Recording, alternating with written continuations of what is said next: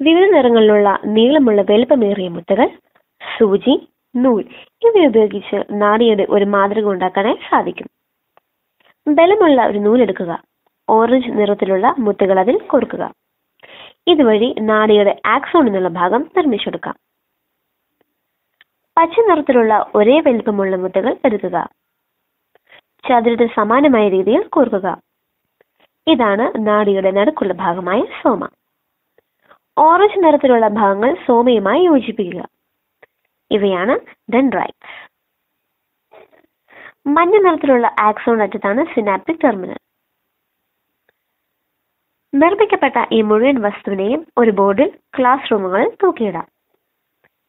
ശേഷം വിവിധ ഭാഗങ്ങൾ അടയാളപ്പെടുത്താം. പച്ച നിറത്തിലുള്ള നടുഭാഗം, ചലിപ്പിക്കുന്ന വിധത്തിലുള്ള ഡെൻഡ്രൈറ്റ്, അതോടൊപ്പം തന്നെ ആക്സോൺ. ഇത് വളരെ ഹൃദ്യമായ നാഡിയുടെ ത്രിമാന മാതൃകയാണ്.